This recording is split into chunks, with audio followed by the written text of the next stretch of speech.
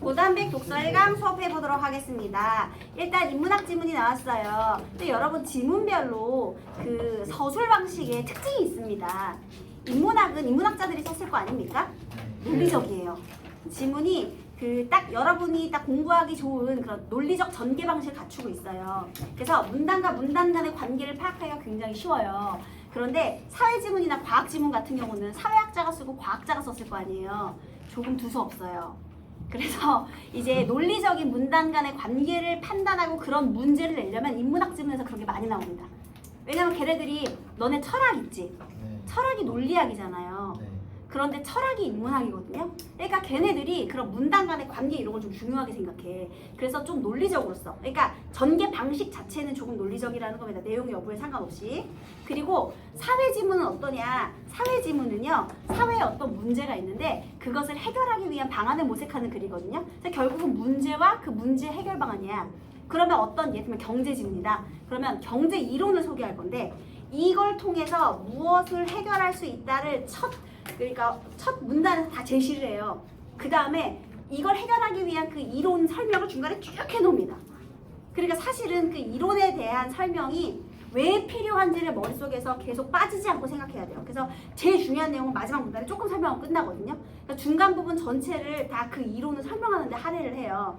그리고 과학 지문은요. 어떤 과학 현상과 관련된 특히 기술 지문이 많은데요. 그러니까 예를 들면 뭐 터치패드의 원리라든지 아니면 뭐 진공 청소기의 원리라든지 아니면 자동차 후면 그 시스템의 원리라든지 카메라의 원리라든지 그러면 그 원리를 정확한 과정으로 설명하는 지문들이 많아요. 그래서 우리가 배경 지식이 많아지면 대충 이런 짜임새로 이 내용이 전개되겠구나 라는 특징이 이제 머릿속에 자리 잡을 수 있다는 거예요.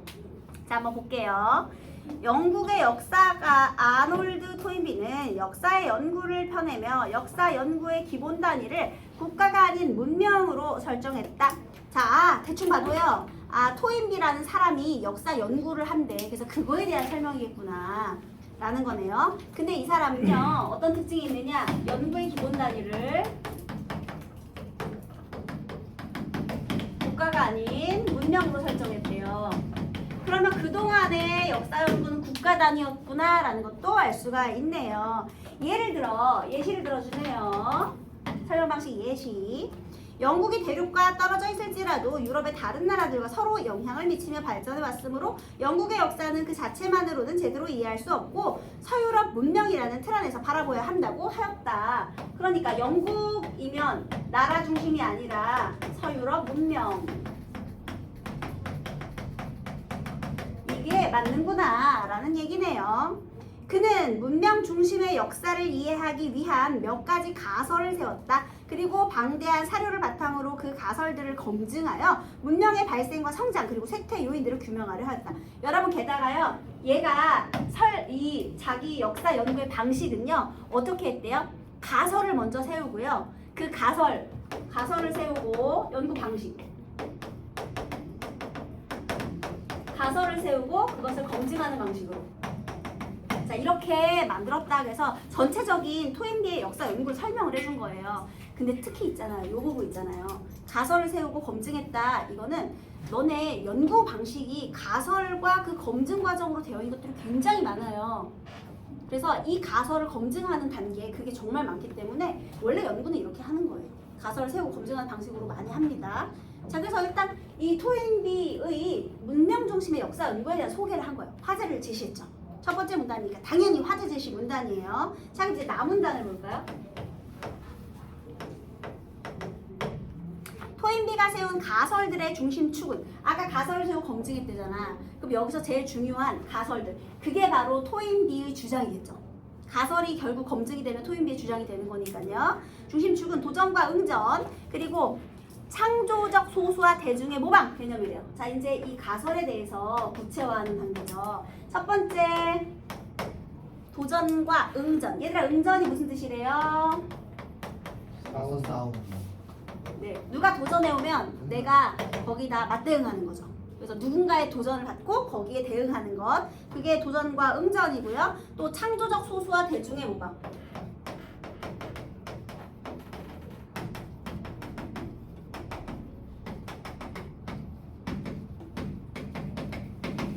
대충만 들어도 누군가가 도전하고 그것을 상기하는 과정에서 문명이 탄생했고 그 다음에 그 문명이 발전하기 위해서 창조적 소수가 뭐 중요한 내용을 제시했으면 대중이 그것을 따라가겠구나. 아니 그냥 내용 다 나오지 않았습니까? 앞으로 이거에 대해서 자세하게 설명하겠다라고 확을 다 던져줬어요. 그죠? 한번 구체적으로 자세히 보도록 하겠습니다. 그에 의하면 환경의 도전에 대해 성공적으로 응전하는 인간. 얘들아, 이 도전은 무슨 도전? 환경에. 환경의 도전이죠, 여러분. 그러면 환경에. 환경의 도전이 아니에요. 환경의 도전이에요. 여러분, 선생님이 이해를 돕기 위해서 저기 잠깐 이렇게 해놨는데요. 인류, 최초의 인류 어디서부터 탄생했다고 하죠, 보통? 아프리카.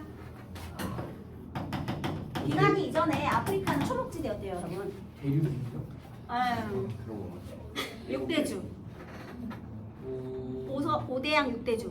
맞아요. 예, 뭐 내가 뭐 지리 선생님도 아닌데 뭐 자세히 그려야 되나요? 이렇게 하면 되지. 그 여기가 뭐겠니? 무슨 대륙이야? 아시. 그래, 아시아 대륙. 왜 여긴 뭐겠어?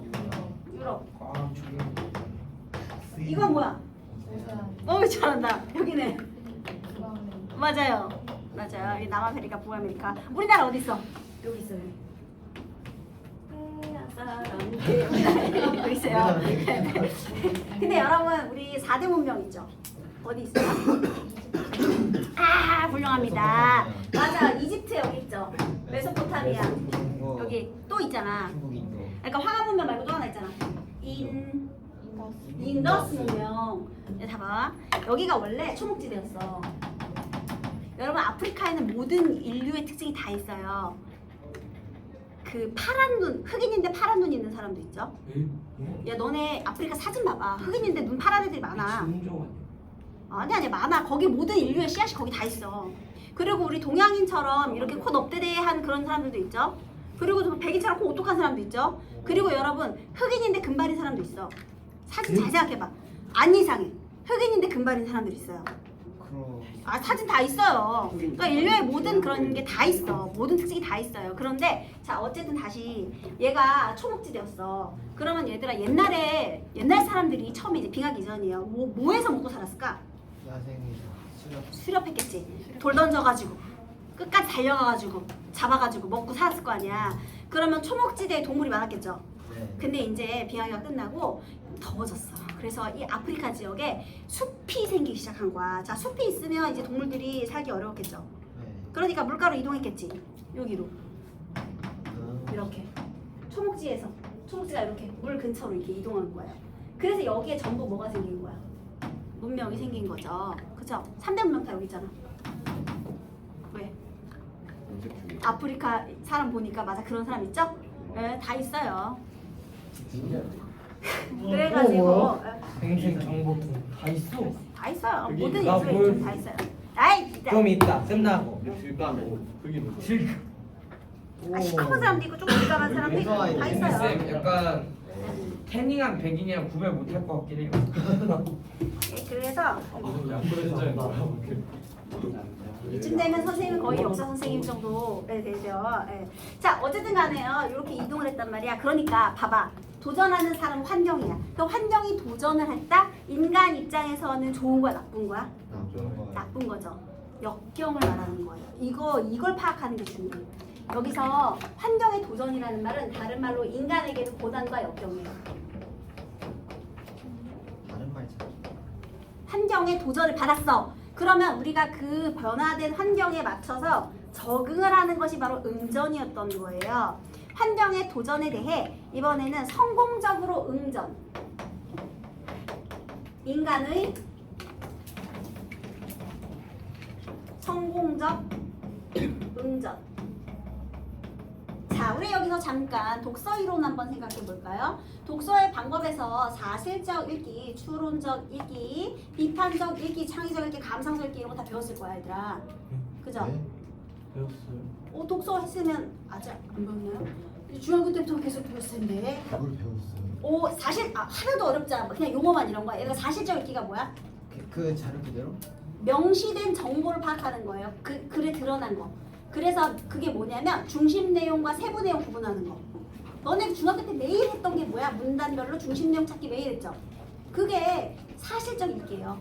그러니까 어떤 게 중요한지 안 중요한지 중심 내용과 세부 내용을 구분하는 거예요. 자, 그 다음에 추론적 읽기는 뭐예요? 이제 숨겨진 의미를 파악하는 거죠. 그게 이런 거야. 지금 선생님이 숨겨진 의미 파악하고 있잖아. 얘는 역경과 고난이다. 그 다음에 성공적 운전? 인간의 성공적 운전이겠지, 그치? 그래서 이렇게 숨겨낸 것들을 이렇게 쏙쏙 뽑으면서 지금 추론적 읽기까지 하고 있는 겁니다. 그리고 나중에 이거는 이제 설명문인데 이게 만약에 어떤 문제를 해결하는 글이야. 그러면 거기엔 주장이 들어가 있을 거 아니에요? 그럼 이제 비판적 읽기 해야죠. 타당한가 안 한가 이렇게. 그리고 모든 걸 다 종합적으로 새로운 문제 방안을 생각해내는 창의적 읽기까지 가야 돼요. 사실 그래서 성공적으로 응전하는 인간 집단이 문명을 발생시키고 성장시킨다. 자, 그래서 이걸 통해서 뭘 했대? 문명의 발생과 성장 이렇게 되는 거죠. 이 성공적인 응전을 통해서 문명이 발생하게 되는 거예요. 그죠? 그 다음에 여기서 중요한 것은 그 환경이 역경이라는 점이다. 인간의 창의적 행동은 역경을 당해 이를 극복해내려는 군토 과정에서 발생하기 때문이다. 토인비는 이 가설이 뭐예요? 환경의 도전을 받고 인간이 성공적으로 응전했을 때 문명이 발생한다. 이 가설이죠. 이게 도전이 강력할수록 그 도전이 주는 자극의 강도가 커지고 응전의 효력도 이에 비례하는 식으로 해석하는 것을 막기 위해 소위 세 가지 상호관계의 비교를 제시할 가설을 보완하고 있다. 얘들아, 첫 번째 개념을 설명해줬죠, 여기서.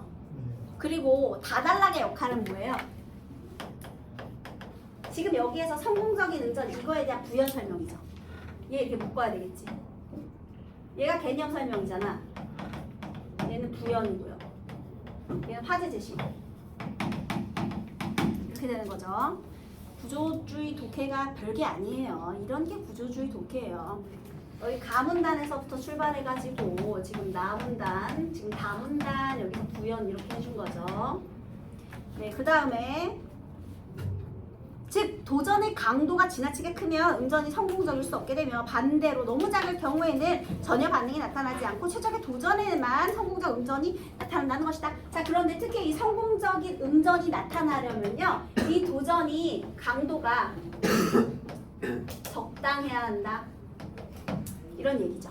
얘가 너무 크거나 작으면 그냥 망해버린다. 이런 내용이었네요. 이렇게 성공적 응전을 통해 나타난 문명이 성장하기 위해서는 그 후에도 지속적으로 나타나는 문제, 즉 새로운 도전들을 해결해야만 한다.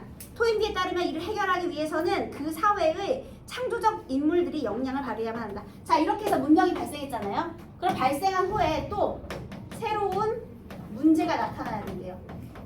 이게 바로 이 도전이겠죠. 그리고 이거에 대한 이번에 응전을 해야 되는데요. 어떤 식으로? 창조적 인물들이 역량을 발휘하는 것으로.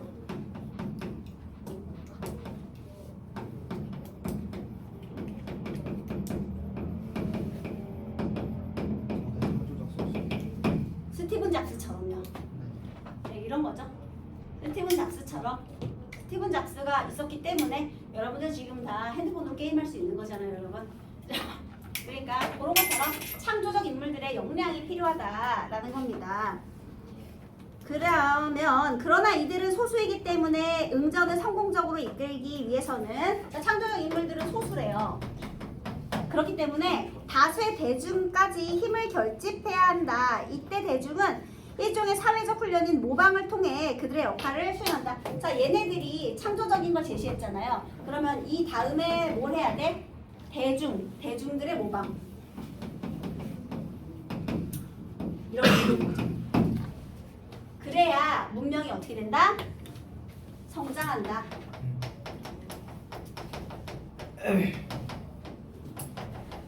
애초에 환경의 도전을 받고 문명이 생겨났어. 그러면 또 이제 문명이 생겨나면 거기에서 새로운 문제가 많이 생겨날 거 아닙니까? 그런 생겨난 문명의 다양한 문제들을 창조적 인물들이 이끌어서 대중과 함께 해결해야 한다. 이런 내용이 되겠습니다.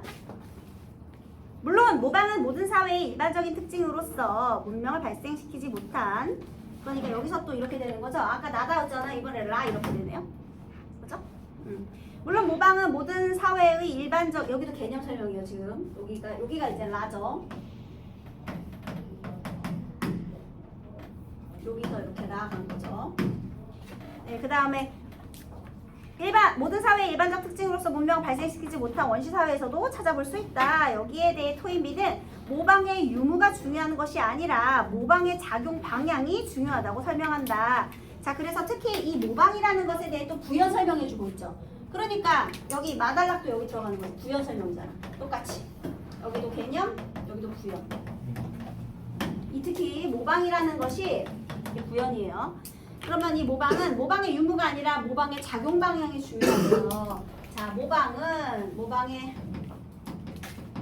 유무가 아니라 모방의 작용 방향. 이것이 중요하다. 이게 이제 마달락의 내용인데요. 문명을 발생시키지 못한 원시 사회에서, 물론 원시 사회에서도 모방이 있었대요. 근데 왜 걔네들은 문명의 발생이 안 되었느냐? 선조들과 구세대를 향한 방향이기 때문에 안 된대요. 과거로는 안 된대. 그리고 죽은 선조들은 살아있는 연장자의 배후에서 눈에 보이지 않게 그 권위를 강화해준다. 그리하여 이 사회는 인습이 지배하게 되고 발전적 변화가 나타나지 않는다. 반대로 모방이 창조적 소수에게로 향하는 사회에서는, 그러니까 선조가 아니라 창조적 소수로 향해야 한다, 이런 내용이네요. 인습의 권위를 인정하지 않으므로, 인습은 사회에서 이어져 내려오는 관습이잖아요. 그러니까 새롭게 창조라고 했으니까 이제 새로운 관습을 향하게 되면서 지속적으로 문명이 성장하게 된다, 이런 내용입니다. 그래서 이제 내용은 완벽히 이해했죠, 여러분? 자, 그렇다면 정답을 한번 맞춰봅시다. 예희야, 오늘 절대 늦게 안 끝낼게. 자, 1번. 이 글의 내용과 일치하는 것은 정답은 몇 번인가요? 1번. 자, 우리 만약에 이걸 틀렸어요. 이걸 문제 틀렸어. 그럼 오답 정리를 해야 되잖아요. 근거는 어느 문단에 있나요?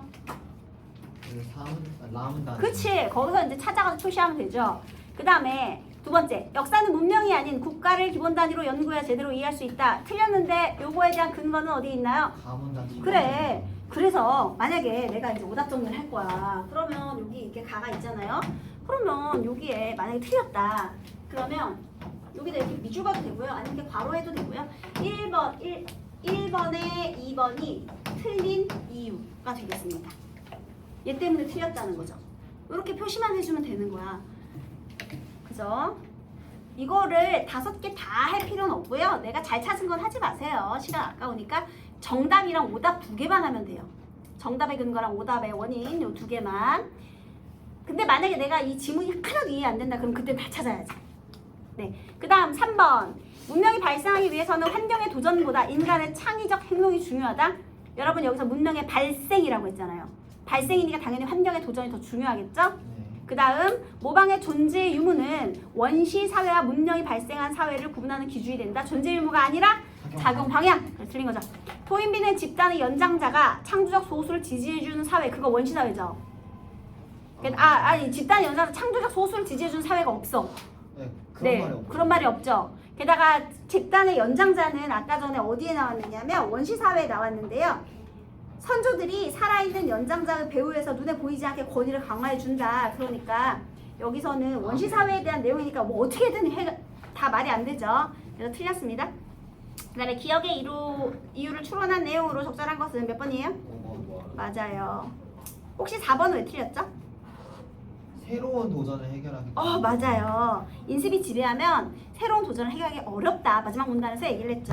자, 3번 얘는 왜 틀렸을까요? 어떤 역사가들은 문명도 하나의 생명체처럼 필연적인 탄생과 소멸의 관계를 가지는데요. 숙명론적 역사관은 역사적 사실에 부합하지 않으며 문명의 흑명성쇠는 결코 필연적인 것이 아니래요. 그래서 혹독한 자연 환경의 도전에 대해서 집단적으로 대응해서 이렇게 됐대요. 그래서 자, 틀린 것은 정답은 5번. 종교의 발상지들이 도전의 강도가 가장 강력했기 때문에, 가장 강력한 게 아니라 어때야 돼? 도전의 강도는? 맞아요. 적절해야 돼요. 네,